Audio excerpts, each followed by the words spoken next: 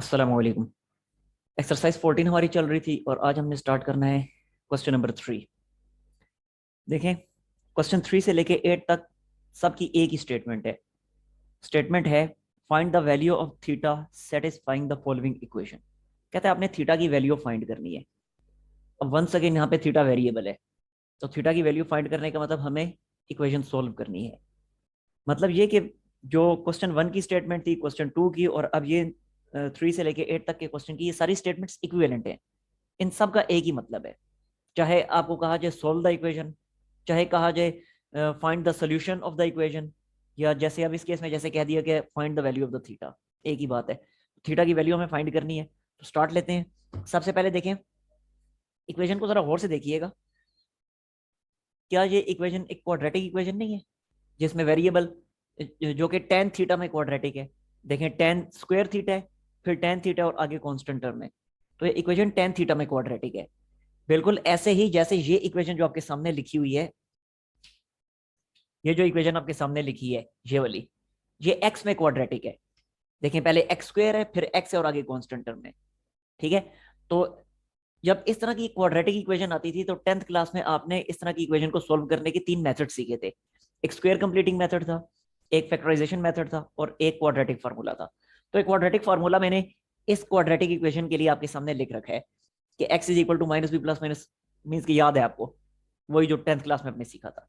ठीक है, अच्छा, अब जब ये इक्वेशन वेरिएबल एक्स में थी, तो ये क्वाड्रेटिक फार्मूला जो है ये आपको वैल्यू भी एक्स की ही प्रोवाइड कर रहा था। ठीक है, अब ये एक स्पेसिफिक क्वाड्रेटिक इक्वेशन मैंने आपके सामने लिखी है, 3x² plus 2√3x plus 1 equal to 0। तो क्वाड्रेटिक फार्मूला जब अप्लाई करेंगे तो पता है आपको कि ये जो है, ये 3 जो है ये ए का रोल प्ले करेगा, ये पूरे का पूरा 2√3 ये बी का रोल प्ले करेगा, और ये 1 जो है ये सी का रोल प्ले करेगा। ठीक है, तो इस फार्मूला में वैल्यूज पुट करने से ये बना। ठीक, अच्छा, अब जब ये इक्वेशन एक्स में क्वाड्रेटिक थी तो वैल्यू भी आपको एक्स की मिल रही थी क्वाड्रेटिक फार्मूला अप्लाई करने से। लेकिन ये इक्वेशन टेन थीटा में क्वाड्रेटिक है, तो अब यहां जब क्वाड्रेटिक फार्मूला अप्लाई करेंगे तो आपको टेन थीटा की वैल्यू मिलेगी। आई समझ बात की? तो यहां मैं अब क्वाड्रेटिक फार्मूला अप्लाई कर रहा हूं और टेन थीटा की वैल्यू यहां से मैं सेपरेट कर रहा हूं। तो देखें, tan theta will be equal to minus B, means के -2√3 प्लस माइनस √b², यानी 2√3 का square minus 4ac divided by 2a। ठीक है, अगेन वही चीज कि देखें, ये 3 जो है ये ए का रोल प्ले कर रहे हैं, ये पूरे का पूरा 2√3 ये बी का रोल प्ले कर रहे हैं, और ये 1 सी का रोल प्ले कर रहे हैं, और वैल्यू पुट कर दी क्वाड्रेटिक फार्मूला में। ठीक हो गया? अच्छा जी, अब आगे बढ़ते हैं। Now this is equal to -2√3 मैंने लिखा as it is, plus minus as it is. देखें, 2 का स्क्वायर 4, √3 का स्क्वायर 3, तो 4 3 सर 12, 12 माइनस 12 डिवाइडेड बाई 6, जो कि अगले स्टेप में क्या बनेगा, -2√3/6। क्यों? क्योंकि ये सारा तो जीरो हो जाने, तो प्लस माइनस से अगली टर्म तो गायब होगी।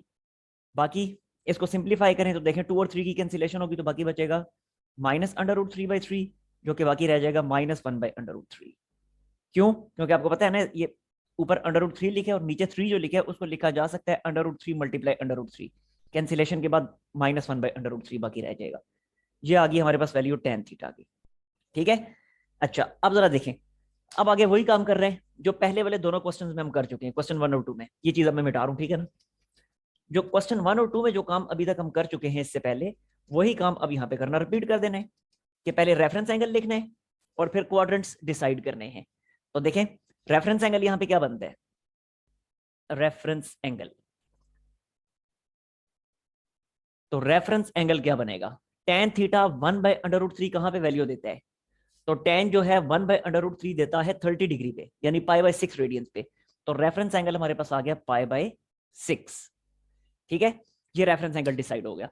अब हमने डिसाइड करना है कि हमारा सोल्यूशन किस क्वाड्रेंट में लाई करेगा। तो देखें, क्योंकि टेन थीटा नेगेटिव है, और टेन थीटा हमें पता है कहां पे नेगेटिव होता है, टेन थीटा नेगेटिव होता है सेकंड और फोर्थ क्वाड्रेंट में। ठीक है, तो जब टेन थीटा सेकंड और फोर्थ क्वाड्रेंट में नेगेटिव होता है तो इसका मतलब है हमारा एक सोल्यूशन सेकंड क्वाड्रेंट में होगा, और दूसरा सोल्यूशन फोर्थ क्वाड्रेंट में होगा।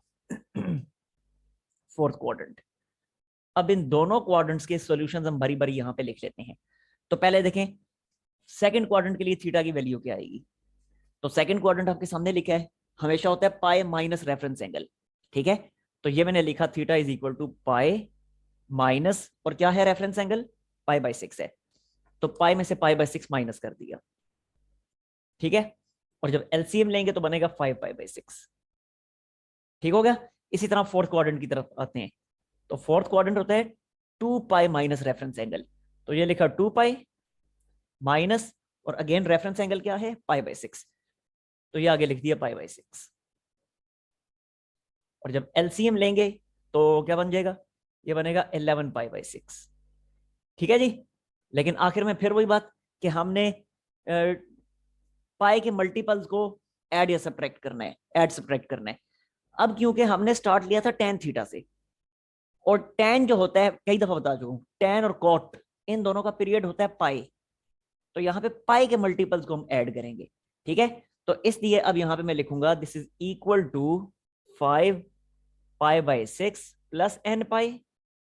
ठीक है, प्लस माइनस n पाई, और इसी तरह यहाँ पे क्या होगा 11 pi by 6 plus minus n पाई।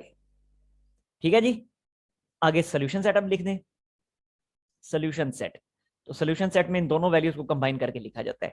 तो ये लिखा 5 pi by 6 plus minus n pi union 11 pi by 6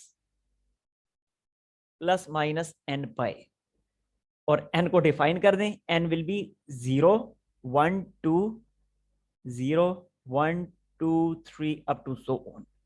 ठीक है जी। अच्छा एक बात इसका ख्याल रखिएगा, मुझे कुछ याद नहीं रहती, मैं कभी यहाँ पे प्लस माइनस लिखता हूँ और कभी सिर्फ प्लस लिखता हूँ, पॉइंट टू बी नोटेड। कभी यहाँ पे प्लस माइनस लिख देता हूँ, कभी सिर्फ प्लस लिखता हूँ। लेकिन एक चीज का ध्यान रखिएगा, जब मैंने यहाँ पे प्लस माइनस लिखा तो n की वैल्यूज को मैंने 0 1 2 3 लिखा, लेकिन अगर मैं यहाँ पे सिर्फ प्लस लिखता तो उस सूरत में n की वैल्यूज को लिखता 0 plus minus 1 plus minus 2 plus minus 3 up to so on. यानी अगर मैं वहां प्लस माइनस लगाता तो फिर यहाँ प्लस माइनस ना लगाता, और अगर वहां प्लस माइनस ना लगाता तो यहां प्लस माइनस लगा देता। ठीक है, इस चीज का ख्याल रखना है आपने। तो यह था क्वेश्चन नंबर 3। अगले सवाल की तरफ चलते हैं। नेक्स्ट हम आते हैं जी क्वेश्चन नंबर 4 की तरफ। क्वेश्चन 3 और 4 में फर्क है, और फर्क ये है कि क्वेश्चन नंबर 3 में through out same trigonometric function था, और वो सेम ट्रिग्नोमेट्रिक फंक्शन था tan थीटा। यहाँ ट्रिग्नोमेट्रिक फंक्शन सेम नहीं है, यहाँ पे ट्रिग्नोमेट्रिक फंक्शन tan स्क्वायर है, यहाँ है सीकेंट थीटा। तो अब ट्रिग्नोमेट्रिक फंक्शन को हमने सेम बनाना है। अब चाहे तो सीकेंड को tan में कन्वर्ट कर दें, चाहे तो tan को सीकेंड में कन्वर्ट कर दें, लेकिन हम tan को सीकेंड में कन्वर्ट करेंगे क्योंकि tan को सीकेंड में कन्वर्ट करना इस केस में ज्यादा आसान है। According to this identity 1 plus tan square is equal to secant square. ठीक है, तो यहां से अब tan स्क्वायर की वैल्यू सेपरेट कर लें। तो tan स्क्वायर की वैल्यू जब सेपरेट करेंगे तो बनेगा सीकेंड स्क्वायर थीटा -1।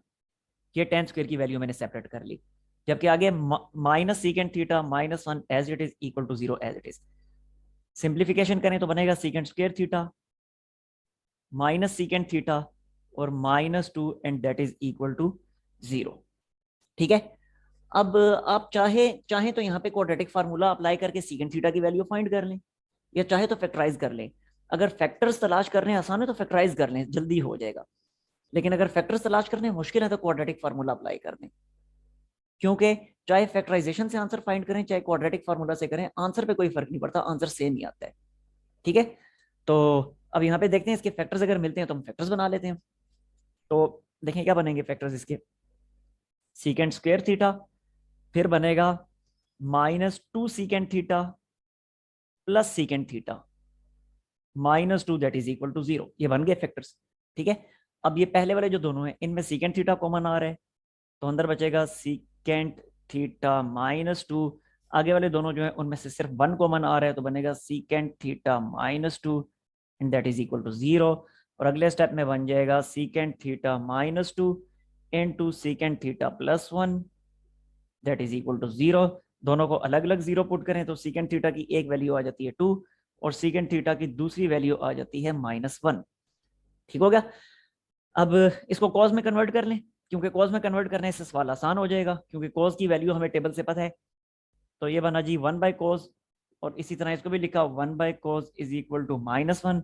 और जब इन्वर्ट करेंगे तो cos थीटा की वैल्यू यहाँ से आ जाएगी 1/2, और यहाँ से cos थीटा की वैल्यू आ जाएगी -1। ठीक है जी। अब cos थीटा की इन दोनों वैल्यूज के लिए अलग अलग से हम सॉल्व कर लेंगे। cos थीटा की दोनों वैल्यूज के लिए सेपरेटली हम थीटा की वैल्यू फाइंड कर लेंगे। तो पहले मैं यहाँ पे लिखता हूँ cos theta is equal to 1/2, जबकि दूसरी वैल्यू है cos theta is equal to -1। ठीक, ओके। अच्छा, अब जरा देखें। अब फिर वही काम शुरू हो गया यहाँ से, कि जो हमने क्वेश्चन 1 और 2 में सीखा था, यानी पहले हम रेफरेंस एंगल और फिर क्वाड्रेंट डिसाइड करेंगे। तो ये लिखा जी रेफरेंस एंगल। रेफरेंस एंगल क्या बनेगा? Reference angle cos theta 1/2। cos theta 1/2 कहाँ होता है? cos थीटा 1/2 होता है 60 डिग्री पे, यानी π/3 रेडियन पे। तो यहां से बना π/3। ठीक हो गया। और अगले स्टेप में अब डिसाइड करना है हमने क्वाड्रेंट। तो देखें, cos थीटा पॉजिटिव है, तो cos थीटा पॉजिटिव किस किस क्वाड्रेंट में होता है? फर्स्ट क्वाड्रेंट में और फोर्थ क्वाड्रेंट में। तो इसलिए एक सोल्यूशन हमारा होगा फर्स्ट क्वाड्रेंट में और दूसरा होगा फोर्थ क्वाड्रेंट में। ठीक है जी। अब फर्स्ट क्वाड्रेंट में तो एज इट इज जो रेफरेंस एंगल है वो लिख दिया जाता है। फोर्थ क्वाड्रेंट में क्या होगा? फोर्थ क्वाड्रेंट होगा 2 पाई में से रेफरेंस एंगल माइनस करें, तो 2 पाई में से π/3 को माइनस कर दें। ठीक है। तो यहां से थीटा की वैल्यू आ जाएगी हमारे पास 5π/3। ओके, अब उस तरफ आते हैं। अब यहां पे रेफरेंस एंगल क्या बनेगा? रेफरेंस एंगल, तो देखें जी यहां पे रेफरेंस एंगल बनेगा, माइनस को इग्नोर करें, cos theta equal to 1। cos theta equal to 1 कहाँ होता है? 0 डिग्री पे। तो रेफरेंस एंगल हमारे पास आ गया 0। ठीक, लेकिन अब क्वाड्रेंट डिसाइड करना है, तो cos थीटा क्योंकि नेगेटिव है, और नेगेटिव cos थीटा होता है, हमें पता है कि सेकंड और फोर्थ क्वाड्रेंट, सेकंड और थर्ड क्वाड्रेंट में। तो इसलिए अब यहाँ पे सेकंड और थर्ड क्वाड्रेंट को हम डिस्कस करेंगे। ये आ गया जी सेकंड क्वाड्रेंट, और ये आ गया थर्ड क्वाड्रेंट। ठीक, ओके। अब यहां से थीटा की वैल्यू क्या आएगी? यहां से थीटा की वैल्यू आएगी, सेकंड क्वाड्रेंट है ना, तो पाई माइनस रेफरेंस एंगल, यानी π-0। π-0 जो कि सिंपली आ जाएगा थीटा इक्वल टू पाई। ठीक है। और थर्ड क्वाड्रेंट में क्या होगा? ये होगा pi plus reference angle. Pi plus reference angle यानी π+0, जो कि क्या आ जाएगा? पाई। यानी दोनों केसेस में सेम आया है, पाई पाई, कोई फर्क नहीं पड़ा। बस अब आखिर में अब हमने ये डिसाइड करना है कि यहाँ पे हम पाई का मल्टीपल ऐड करें या 2 पाई का मल्टीपल ऐड करें, या दूसरे अल्फाज में n पाई या 2n पाई क्या ऐड होगा। तो देखें, स्टार्ट हमने लिया था cos थीटा से, और हमें पता है कि sine cos tan secant cosecant इन चारों का पीरियड होता है 2 पाई। इसलिए यहाँ पे 2 पाई का मल्टीपल ऐड होगा, यानी 2n पाई। लेकिन टेन कोट के केस में n पाई ऐड होता है, यानी पाई का मल्टीपल। तो खैर यहाँ पे 2 पाई का मल्टीपल ऐड होगा, तो यहाँ से थीटा की एक वैल्यू क्या आएगी?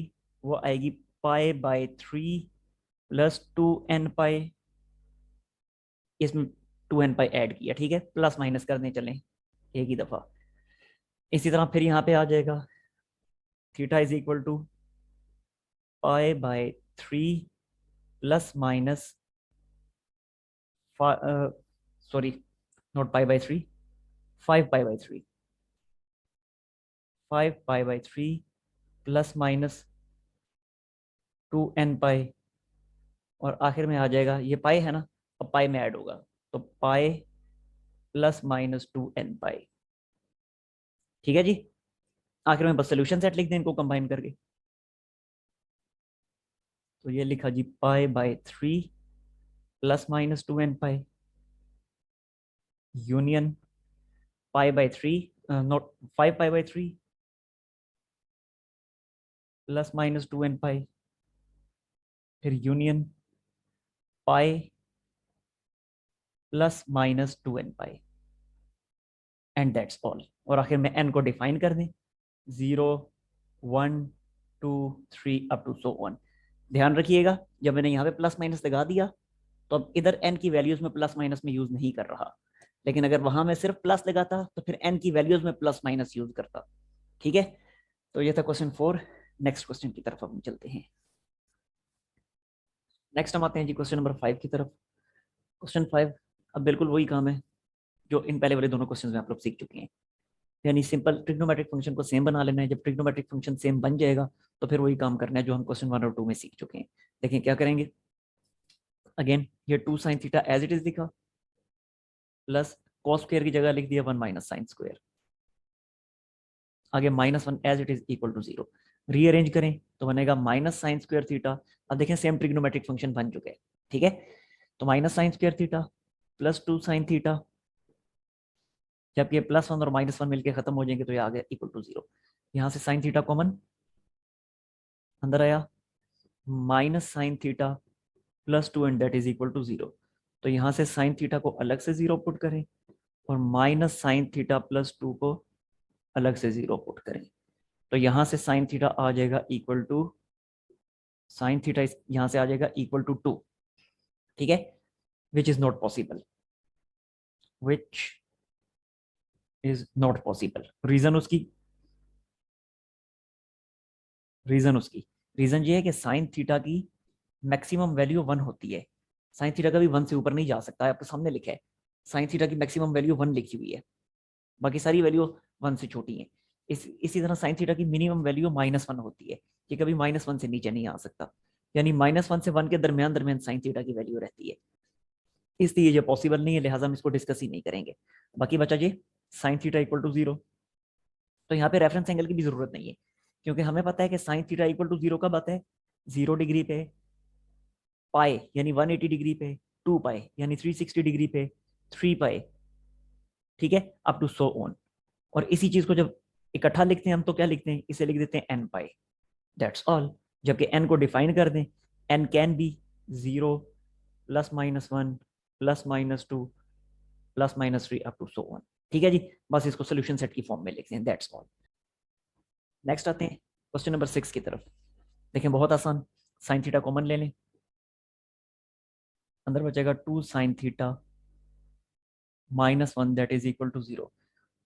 साइन थीटा को अलग से 0 पुट करें, 2 साइन थीटा -1 को अलग से 0 पुट करें, तो यहाँ से साइन थीटा किसकी इक्वल आ जाएगा, 1/2 के। ठीक है, यहाँ से अब देखें साइन थीटा की क्या वैल्यू आएगी, बिल्कुल वही इधर आई हुई थी, theta is equal to N pi. ठीक है, क्यों, देखें साइन थीटा इक्वल टू 0 था ना, साइन थीटा इक्वल टू 0 से आया था एन पाई। डिटेल्स यहाँ पे समझा चुका हूँ, तो लिहाजा यहाँ पे मैंने डायरेक्टली लिख दिया। यहाँ पे रेफरेंस एंगल की जरूरत पड़ेगी, रेफरेंस एंगल, रेफरेंस एंगल क्या बनेगा, साइन थीटा 1/2, कहाँ पे आते हैं साइन थीटा 1/2, पाई/6 पे। ठीक है, और आगे फिर वही साइन थीटा पॉजिटिव है तो एक सोल्यूशन आएगा फर्स्ट क्वाड्रेंट में और दूसरा सोल्यूशन आएगा सेकंड क्वाड्रेंट में, क्योंकि साइन थीटा फर्स्ट और सेकंड में पॉजिटिव होता है। अब यहाँ से आगे आपने इसको कंप्लीट कर लेना है। ठीक है, मैं आता हूँ अगले सवाल की तरफ। नेक्स्ट आते हैं 7 8 की तरफ, कंप्लीट आप लोग खुद करेंगे, पहले 8 की तरफ आए क्योंकि ये आसान है। देखें डिफरेंट ट्रिग्नोमेट्रिक फंक्शन हैं, सेम बनाना है तो साइन स्क्वायर को लिख दें 1 माइनस कॉस स्क्वायर, तो ये लिखा 4 और ये इसकी जगह लिख दिया 1 माइनस कॉस स्क्वायर, क्योंकि जिसका स्क्वायर होता है ना उसको दूसरे में कन्वर्ट करना आसान होता है। अभी इसका स्क्वायर नहीं है तो इसको अगर मैं साइन में कन्वर्ट करना चाहता हूँ ये ज्यादा मुश्किल काम है। ठीक है, कुछ एक्स्ट्रा स्टेप्स करने पड़ेंगे, लेकिन इसका स्क्वायर है तो ये इजीली कॉस स्क्वायर में कन्वर्ट हो गया।